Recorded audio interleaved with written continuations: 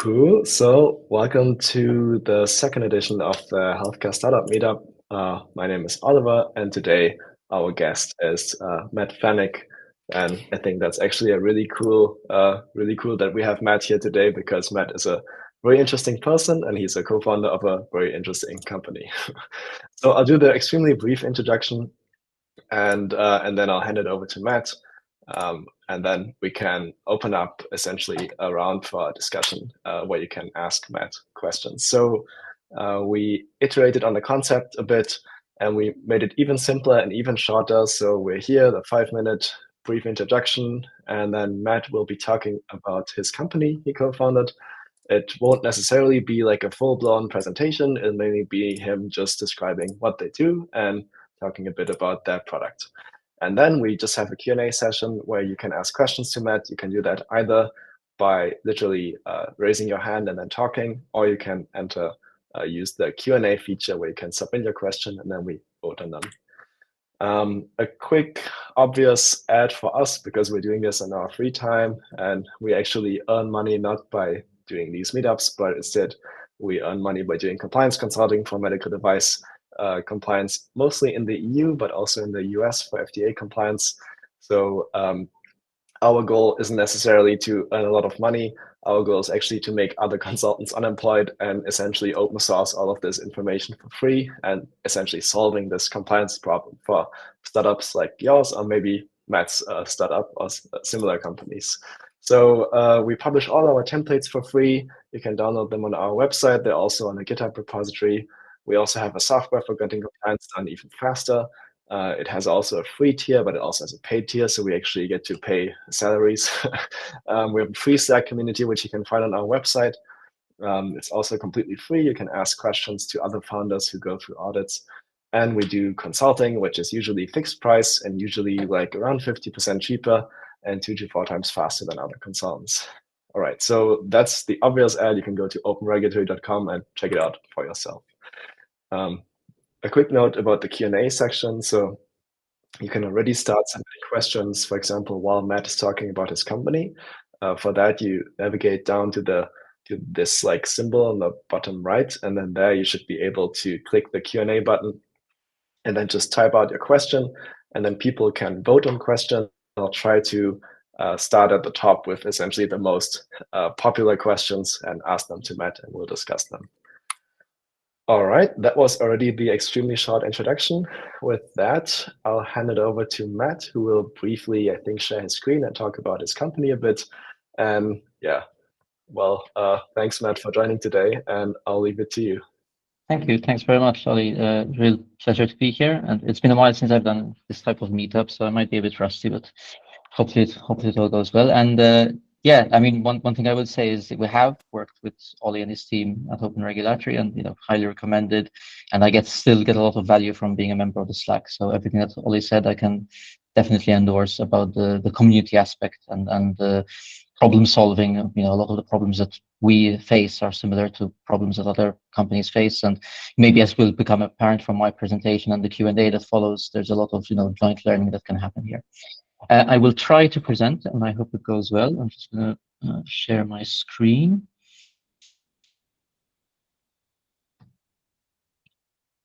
So can you see that at the moment? I'm just going to try to put it on full screen. Is that okay on full screen? Yeah, looks good. Perfect. Well, we still have like the tools menu on the left side, but that's actually not too bad. Well, I'll just quickly try. It doesn't matter. I won't persist, but let's just see if I can manage to share a window. Just give me 1 second. I haven't really shared from PDF before, so let's see if we'll do that. Yeah, I think it was fine, to be fair. Like, it was just me being perfectionist, which was pretty useless in this case. Well, let me just try this quickly, and if it doesn't work, I won't persist. No, doesn't seem to be good. So I'll do it as it was before then. There we are. So let's share this. Here. Okay. So yeah, as I said, real pleasure. Awesome. So I'm Matt. I'm the Chief Medical Officer at Una Health. I'm one of the co-founders. Ollie is one of the people who gets me to open up about my career journey, and maybe a bit of an introduction to myself, which we covered in podcast episode together in his Medical Misfits series. I know I trained as a doctor, originally from Malta, did my postgraduate training in the UK, focusing on diabetes and endocrinology, but really, did my PhD on diabetes and obesity and metabolic disease, which are the focus areas here at UNA. And really, a lot of the reasons why. Thanks, Ollie. Yeah, I can't see at the moment, just heard the chat notification. So yeah, a lot of the reasons why we've decided to found UNA are very consistent with the reasons that maybe I talk about in the podcast episode around why I left frontline healthcare, working in hospitals and clinics, to focus on digital health. And really, this is, particularly, I stopped working as a frontline doctor in 2016.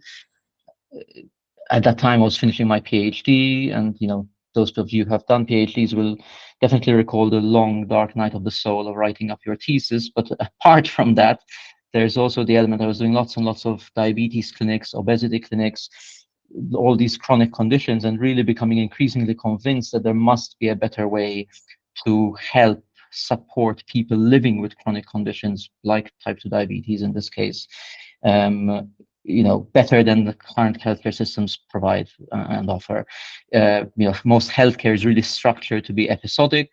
You see a doctor for 10 minutes every 6 months, or you have an operation, an intervention, and then you go home and you're left to your own devices. But people who live with chronic conditions live with them 24/7.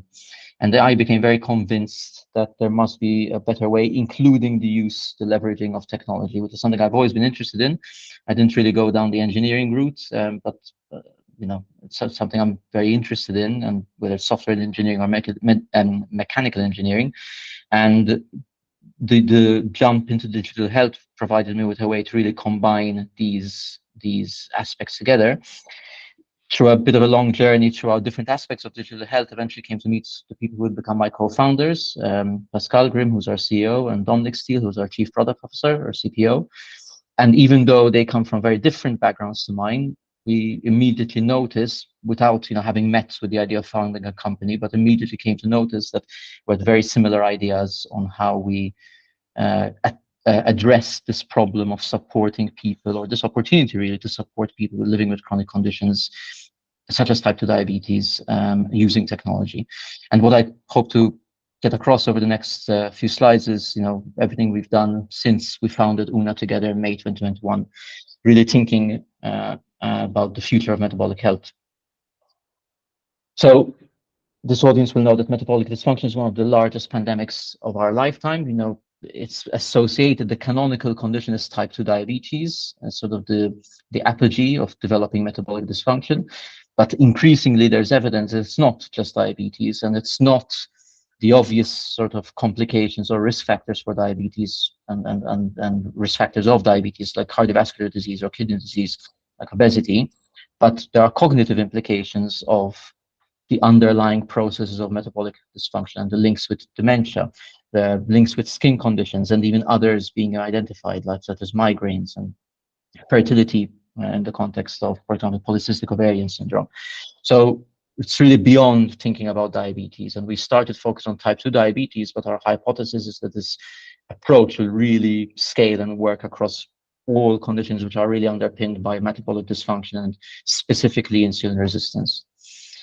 And it's, thinking about it in terms of the healthcare market, more than 1 trillion euros per annum spent on therapies for diseases driven by metabolic dysfunction, of which 650 billion are spent on type 2 diabetes alone. Obviously, this globally.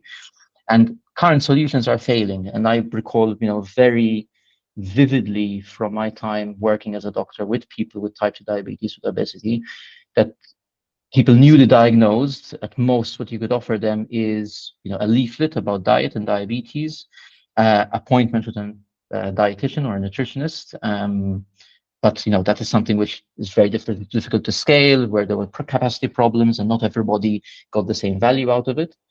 And the aspect around medications. So medications really only in a very few cases start to work on the the underlying pathophysiology, they definitely reduce symptoms, but with respect to working on the underlying pathophysiology, that's not something, I mean, maybe with GLP-1 analogs, there's a bit of that, but certainly once you stop them, once you stop the medications, then the disease comes back.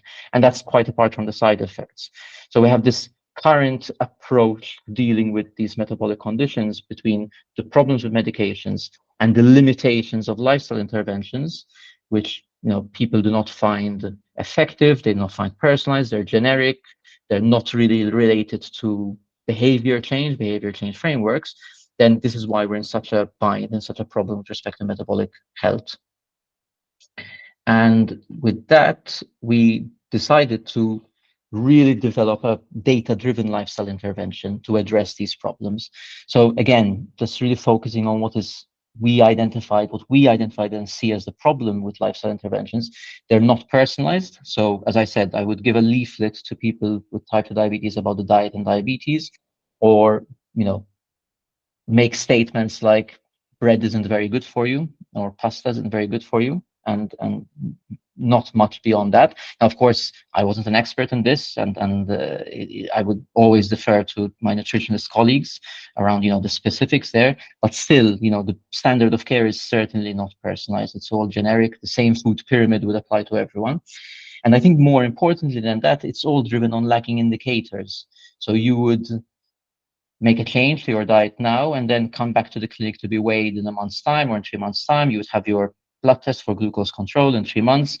And then you look back whether the blood test is better or worse and say, well, what was it that I did 2 or 3 months ago that made the effect here? There's no tight link between my action and the outcome.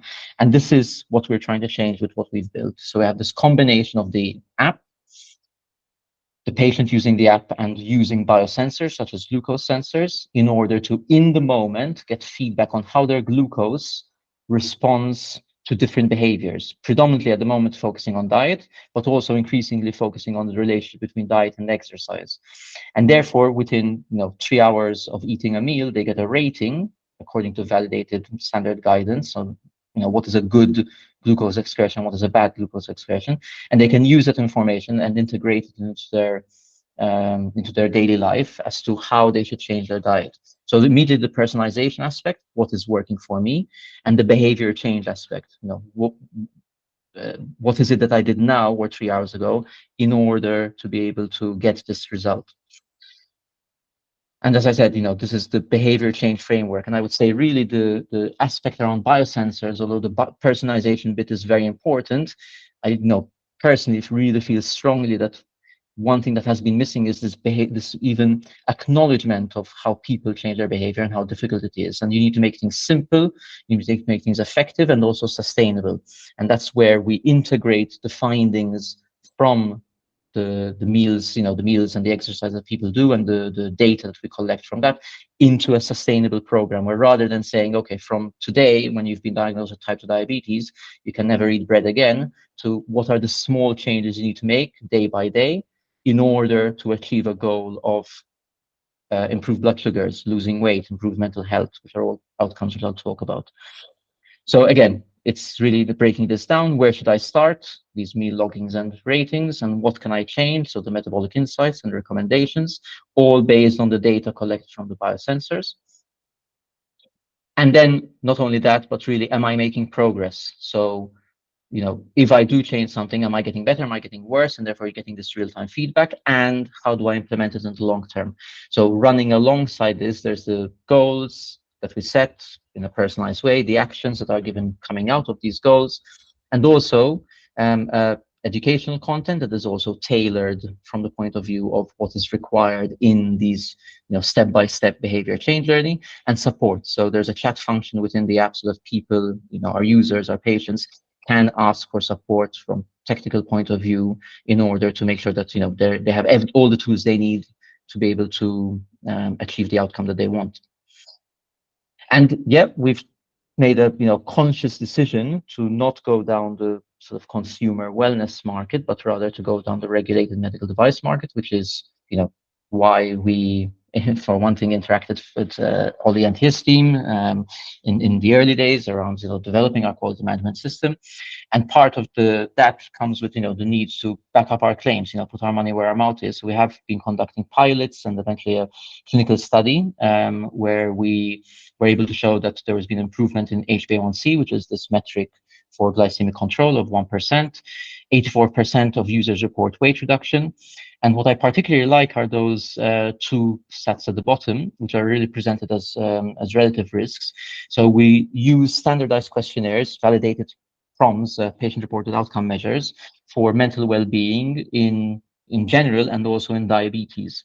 And we reduce the risk of depression, a relative risk reduction of 55% of depression on a validated depression screening questionnaire.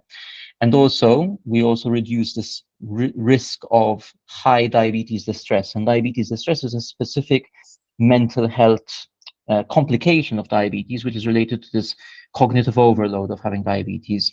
What should I do next? I don't know what this blood sugar means. I don't know whether I should, give myself more of this medication or less. And, through people, our hypothesis that through our users understanding themselves better through the insights they get, then they have less of this diabetes distress, which is, very distressing, as the name implies, condition, which is associated with anxiety and poor mood. And, our hypothesis as well to start off with was that if we make things more personalized, if we make things more sustainable, then we'd get better engagement.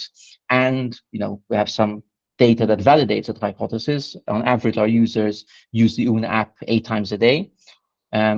Completion rate at 12 weeks, which is the standard program, 3 months is 86%, and 96% would recommend the Una program again. And we've had a couple of awards, both from the Diabetes Center Bern, which is very strong on medtech in the context of diabetes, and also the Deutsches Gesellschaft für Innere Medizin, so the German Society of Internal Medicine, were awarded before becoming a DiGA as the #1 awaited and most promising DiGA in the context of this data and this engagement, which is something that doctors value highly.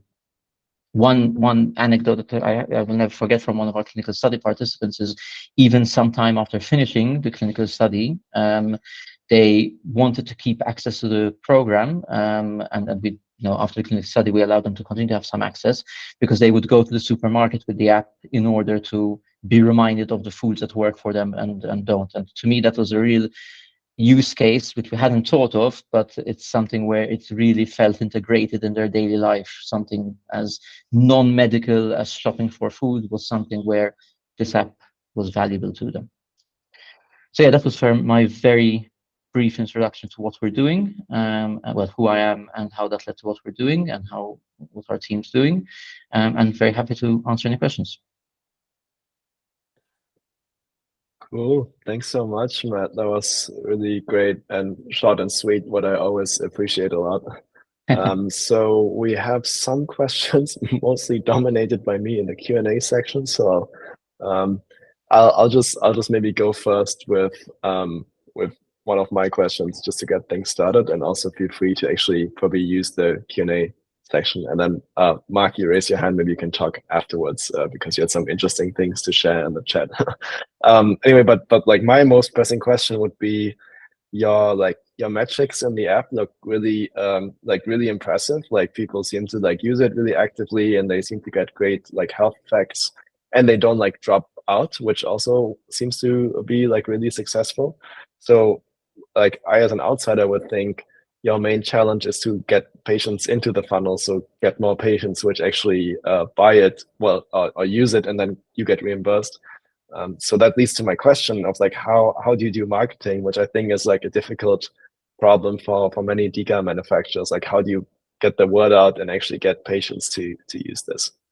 Yeah, no, it's a great question, and as robust, and really as I think it's worth quickly diverting slightly to say how unique in the world the DiGA process is. And I think sometimes in Germany, people don't appreciate, we don't appreciate us living in Germany, how good we've got it from this point of view, that a centralized reimbursement system, not perfect by any stretch of the imagination, but a centralized, clearly outlined reimbursement system for digital health applications is not something that there is in any other country, increasingly so. So the French have a similar system, PECAN now, and there are moves in this direction. But it is, very a very good thing to have, and really gives parity of esteem between digital health and standard healthcare interventions. But that aside, as demanding as the DiGA process is, it's only the first step. You get onto the registry, and then you need to win patients and doctors' trust. And I think what the early DiGAs quickly learned is that it's not really about seeing patients and doctors as users, as customers, but really as partners, and really seeing that you do need to have this partnership, and all your messaging and all your discussion with, particularly with doctors and healthcare professionals more generally, because of course DiGAs can also be prescribed by psychotherapists, needs to be around the DiGA is not there to replace the healthcare professional. The DiGA is there to really supplement care. And with DiGA manufacturers having the humility to say, we have our strong convictions on how our therapeutic helps and the problem we're trying to solve, but what is the best way to integrate it into the healthcare system? I remember attending a conference around this time last year, where one of the main reasons for doctors being a bit skeptical of DiGAs or digital therapeutics was, well, I prescribe it and I don't know what happens after that. So a lot of the discussions we're having at the moment with diabetologists and with GPs is, what data do you need back in order to make this useful for you? How does this work so that it's part of your workflow when you see the patient every 3 months? And that is, ultimately, as much as we would focus on marketing maybe generally to patients, it really needs to be valuable for everybody within the the stakeholder relationship.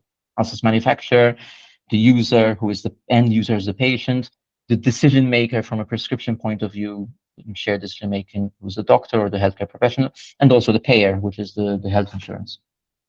Yeah, cool, awesome. Before moving forward with the other questions, I'll let Mark speak because he actually raised his hand.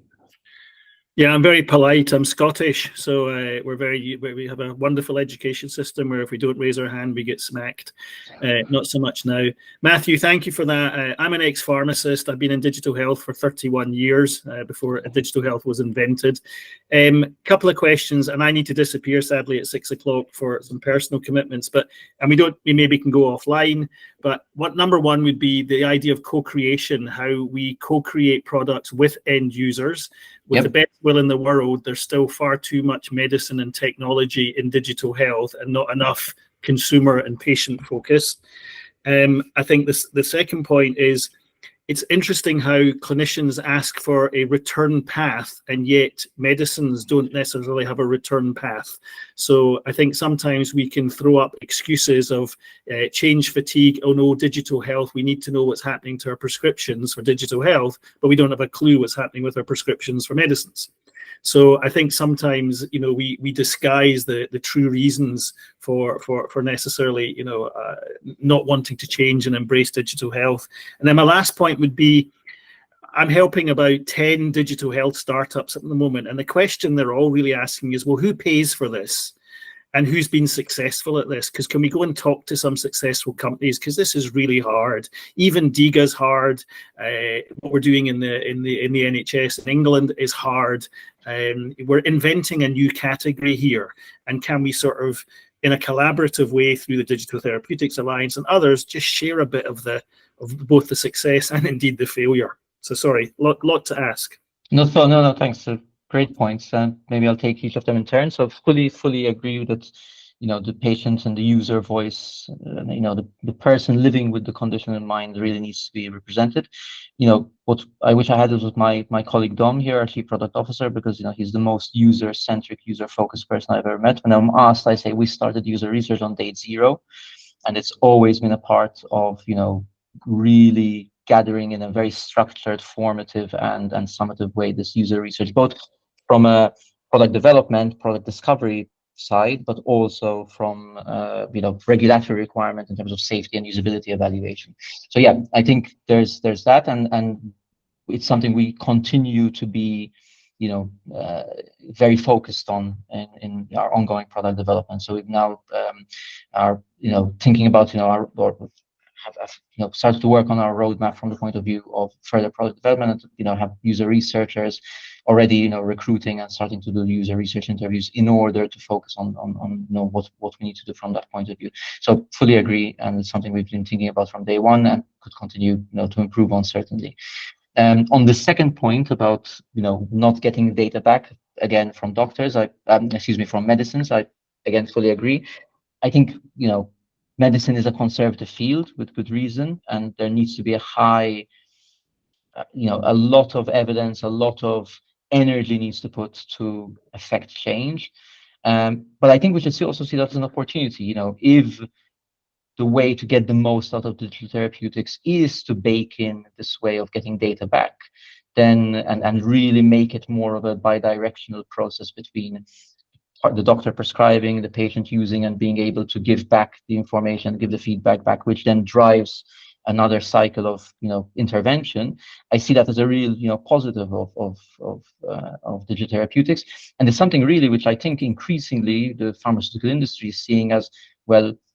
What does beyond the pill mean? And beyond the pill could mean that you don't only get a prescription for pharmacological agent, but the whole wrapper, the whole digital experience that goes with it, that really enhances that and eventually leads to better outcomes. So fully with you on that, and I think it's part of the process of digital health being taken seriously that we can really leverage that. And about who pays for this, my point, as I made earlier, is it's a great system to have centralization and quite a bit of clarity. Again, could always be improved in Germany. I mentioned, I think at the beginning, I did my training in the UK, so very good memories of working in the NHS and wishing very much to be able to continue those collaborations, whereas to have ex-colleagues and colleagues over there.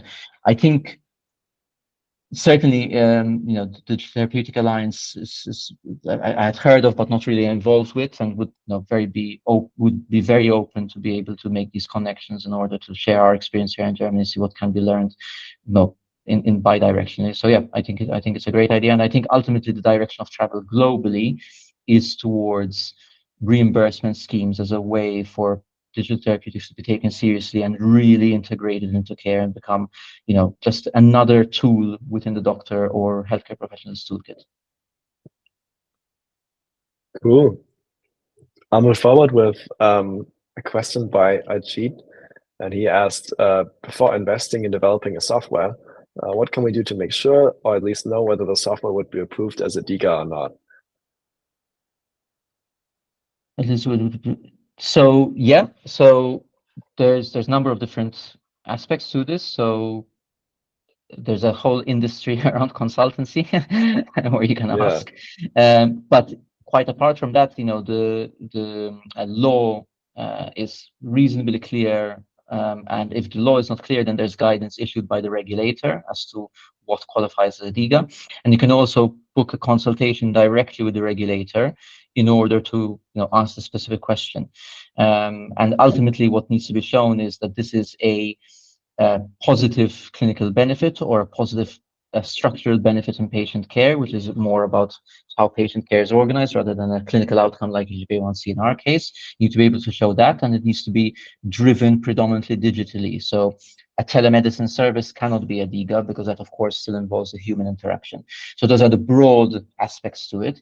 Now, there are, of course, multiple clauses and sub-clauses there, but you can ask the regulator directly, you can ask the consultants, you can read the guidance issued by the regulator, or you can phone a friend and ask other people who have been through it. I think there's now a critical mass of people who have been through the process to be able to get a bit more insight into this.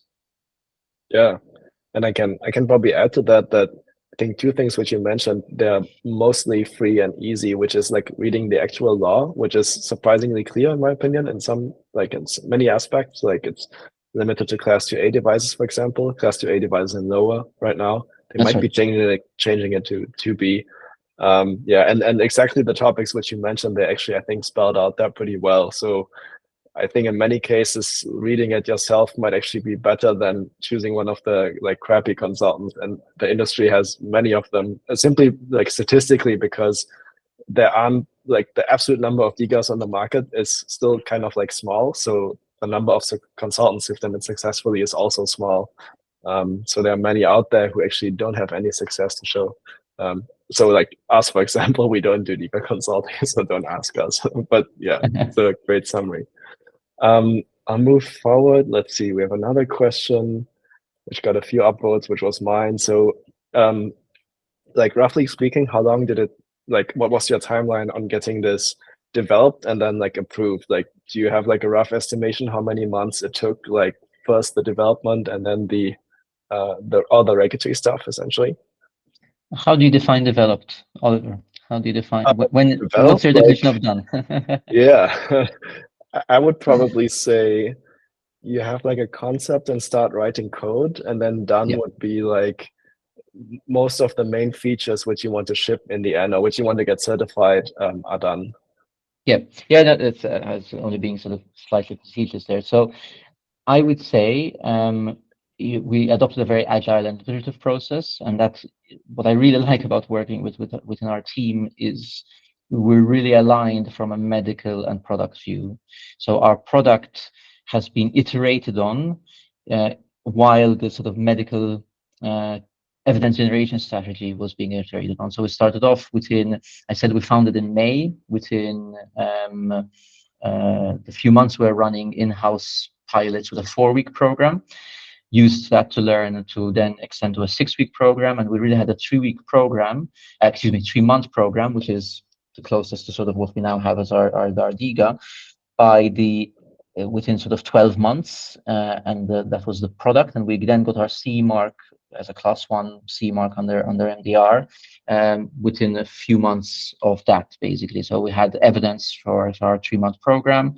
So really, I would say all told, it was 12 to 18 months, going from initial founding to being able to iterate rapidly with evidence, and then we're writing the technical documentation as we're going along, of course. So it's not like it was, we did not do this in a sort of in series, everything was happening in parallel. But I would say that really being able to iterate the product in line with our sort of evidence generation helped us with being very agile, learning as went along, and it took around 12 to 18 months to being able to then have the CE mark. Cool. Yeah, that's really fast. I mean, considering other companies take like 1 to 1.5 years just to get the class 2A device audited. Of course, not being class 1, but needing another fed body. So that's pretty huge. Did you, like, maybe a follow-up question to that could be like, when you like started iterating, were you like testing it on yourself, or did you have like in-house diabetics, essentially like diabetic people in your team, or did you like acquire a group of essentially beta testers who actually had the disease? So we started sort of initial pilots with healthy volunteers as well as people with other metabolic conditions, and then narrowed down to type 2 diabetes once the choice was made that this would be our primary indication. When I say we ran them as pilots, we ran them as, clinical studies with informed consent, patient information sheets, ethics approval. So really, the only difference between that, what I just described in terms of the product development, and then the validation study that we did in order to get onto the DiGA registry, was that for the validation study, the pre-data study, we call it, or preliminary data study, that was done with an academic collaborator, Professor Peter Schwarz in Dresden. So really, we did, adopt good clinical practice principles throughout, and everything, was in terms of full informed consent and all of that. And we recruited people with type 2 diabetes online. We found online recruitment a very, useful tool to be able to generate interest.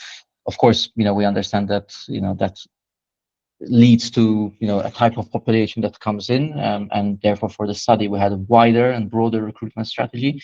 And certainly now we are running an RCT this year, randomized controlled trial. That's one of the requirements of being provisionally listed as a DiGA, and that will be even broader and wider, and therefore we continue to, in terms of our clinical development strategy, going from small, short program to bigger sample size, longer program, and that's all in tandem. Awesome. Yeah, really cool.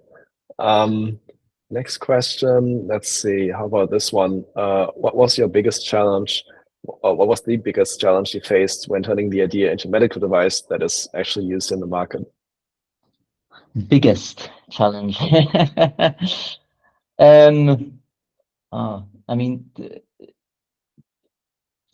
many challenges. I think maybe I can speak maybe about my domain, which is really clinical studies, medical and regulatory. And this is something that Ollie and I, when we work together in my previous role, and also, since founding Una and I've exchanged, there's really about how do you keep the highest quality standards, the highest, even comply with the regulatory requirements while being a small startup. You want to be agile, you want to be iterative, and really, I don't know, we've definitely got an answer to that, but the way we've approached this, one, to really bake it into everything we do. So as I said, we took a very conscious choice, and I realize there's a question elsewhere about, why did we go down the reimbursement route rather than D2C? And we realized as founders, when we came together in the early part of 2021, that those are two very, very different businesses. So going down the medical device reimbursement route would entail a very different set of foundations to a direct-to-consumer business, and there's pros and cons to each, but we made our bets on this, and therefore we baked it into everything we did, from starting to think about what a quality management system would look like from, if not day one, day 5, from hiring. So our first hire was our head of engineering, and it was clearly talked about in the recruitment process, so it's not a surprise that then this engineer has to think about release processes in the context of MDR. And we, our head of engineering, Eve, is great, really strong hire, who came from a privacy tech, from a security background. So although he hadn't worked in medical devices before, he had concepts around regulation and privacy and security and things like that. So again, thinking about it in terms of team setup, in terms of culture, and that, is how we addressed this challenge of being small, scrappy to a certain extent, but also, complying with regulations, and all the requirements of being a class 1 device. Whether that's the biggest one, I think the other big one is, clinical studies are expensive, and time consuming, and never go according to plan, and being able to be very, again, agile and responsive to that. And again, really helped by a fantastic team, who's really, committed and has great conviction about what it is we're doing, and being able to jump in and making this study a success in order to be able to make the DiGA reimbursement application a success. Cool. Yeah, wow, very cool. Let's see the next one. While talking about DiGAs, maybe this is a good question. Do you have like a rough estimate what the entire DiGA process costs, like clinical study, registration, consulting, and so on? It's probably one of those questions you don't have to answer. So if it's like confidential, then let me know. It probably is to a certain extent confidential, but even if I wanted, but even if I could, I don't know if I have a sort of clear sort of heuristic. What I would say is, there's a 2-step process. So everything we've done so far is the first step in getting onto the DiGA registry. There is this provisional registry, which is what we're on now. We now have 12 months to complete this RCT, which we're starting very soon, in order to be able to get full registration, full inclusion in the registry. And that study, the RCT, is of the order of few €100,000 basically, but that's really where we are at the stage. In the things leading up to now, I wouldn't know exactly how much I can certainly go back and see how much was spent on consulting, but it's of the order of few €100,000, upper end of hundreds of thousands of euros for everything, I would say. That's probably as precise as I can be without looking at our budgets and our bank statements. Yeah, cool, thanks. Quick question in the chat, which is maybe worth clarifying. So DiGA, like CE class 2, so the two things are separate. So DiGA is like a reimbursement scheme, a way how you can essentially earn, or how you get reimbursed by getting paid by public insurances in Germany, and not by the patients in that case. It's kind of like not really like a medical device class. So medical device classes, you need that to go to market if you're a medical device. And then kind of like optionally, once you are a medical device, you can apply for a DiGA certification to actually become reimbursable by health insurance in Germany. So that's maybe worth mentioning. Okay, one more question pretty up high is, so what are the distribution channels with which your product gets to your users? So I suppose the Marco, the person who asked the question, is hinting upon like how people like find out about you, if that makes sense.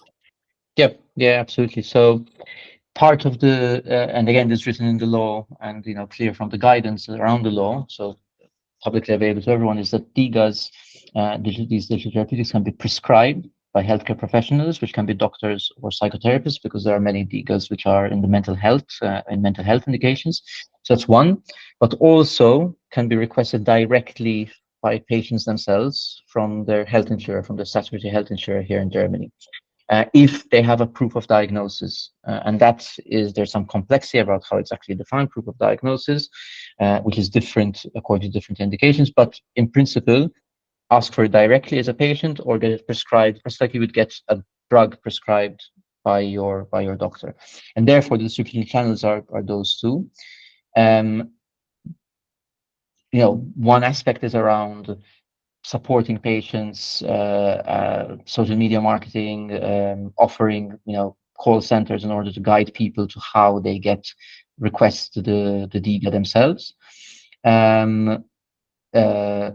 Sorry, just got distracted by the question that came in. So it's supporting people through the process of requesting it from the health insurer themselves.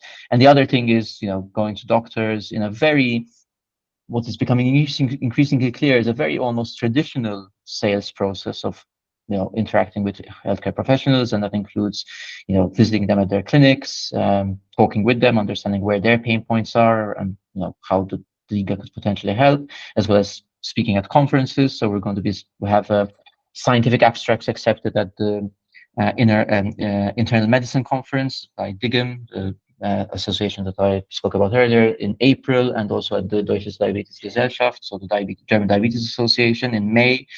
So we're speaking there in the scientific program, as well as having stands there, and we'll be able to meet doctors there. So really, it will be about forming good relationships with healthcare professionals, because of course, once healthcare professionals trust you and see the effect, then they will prescribe it more than once, or again and again, and also re-prescribe it. And DiGA can be re-prescribed as many times as the doctor thinks it's useful. So that comes as a 3-month program that can be re-prescribed after these 3 months of the quarter. So yeah, I hope that answers your question, Marco, but there's both a direct to patient angle as well as, building relationships. And yeah, I see the follow-up question. So yes, there's a lot of DiGAs that, go into pharma partnerships or distribution, and just like any other DiGA, we're exploring this and having discussions. We were listed just over 6 weeks ago, so everything is very new and shiny and exciting at the moment. And so we haven't established these yet, but we have been in discussions across the health tech space and healthcare space as to what the best combination of distribution of pharma distribution partnerships would be. And one thing to say about that is, of course, the pharmaceutical industry has a great experience and really established workflows about how to convince doctors to prescribe their products, but whether they understand digital health products and really the value add very clearly is I think to be seen, and therefore it would really be seen as a partnership. I think that we would learn a lot from them on all the experience they've gathered over decades on how to speak to doctors and how to speak to healthcare professionals, and they could also learn from us about what it is that our digital therapeutics can do. And I'm not only speaking about Una here, but really digital therapeutics manufacturers worldwide. Cool. Let's see, one more. Not sure. I'll just ask it, and we'll see what we make of it. Did you consider DPA, so DPA instead of DiGA? I've heard of DiPA, and I'm not very, very familiar with it, so I feel very embarrassed about this. So I don't really. Maybe Jens, I don't know if you wanted to maybe explain the background to your question. So we didn't really consider it, but I'm not sure how applicable it is. But that's really a reflection of my lack of detailed knowledge of it. Yeah, same here. Like, I just know it's also, is it like upcoming, or is it already like fixed? I don't know, but it's also this reimbursement scheme, but for applications which are more geared towards like this? Good question. Like this, like at home person needs care context, and not necessarily this therapeutic context. So, okay, if whoever asked the question wants to rephrase, feel free. Otherwise, I'll move ahead. Maybe Ollie, like my thoughts would be. You now have us recorded as looking a bit confused at this question, so it's going to be saved forever on YouTube. To be fair, that happens to me regularly. I always get recorded when I'm confused as a regulatory consultant. All right. Let's see. Let's maybe just do one more because we're also getting close to 50 minutes, and you also have other stuff to do. So there's one more which has 2 upvotes. So what technology did you use for the app? Like, is it like a native app, or is it like a cross-platform framework which you use? It's also possible you might not be able to answer this. It's up to you. Not able. I wouldn't get much detail because I'm not technical, but we did use a cross-platform. We used Flutter. Our stack is Flutter. Okay. Awesome. And there's a lot. I think there's a bit more information about this. And Eve, our head of engineering, is very into the Flutter community, regularly attends meetups and contributes there, so we can catch him there. Awesome. Cool. Yeah. I mean, thanks so much for your time, Matt. I'll kind of I'll stop it here because there'll still be questions coming in. Thanks so much for your time, Matt. So maybe, as mentioned already before, people can connect with you like on LinkedIn. I think that's probably like the most straightforward way. Just enter Matthew Fenech and you'll find Matt. And besides that, thanks so much, Matt, for taking the time for talking about your company today and answering all these questions. I think it was really, really cool because Health just recently got the DiGA listing, which I think is really cool story and cool success. And I also think the product is really cool, with all the metrics you showed, like with the blood glucose improvements and among many other things. So all the best for your company. Good luck with the RCT, which is starting as you just mentioned.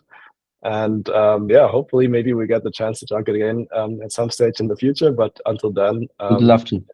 All the best. Can I make one tiny small plug? Yeah. Sure. And to mention that we are hiring at the moment, and always open to questions about joining our team. I'm hiring from a clinical trial manager. We have a data science lead position open, and various roles across commercial, engineering, and medical. So take a look at our website, our careers page, and always happy to answer questions. LinkedIn, or send me an email about these. Yeah, I just posted the website, but it's also probably easy to find if you just enter Health in whatever search engine you're using. Mm-hmm. Cool, great. Thanks for your time, Matt, and have a great evening. Thanks very much. See ya.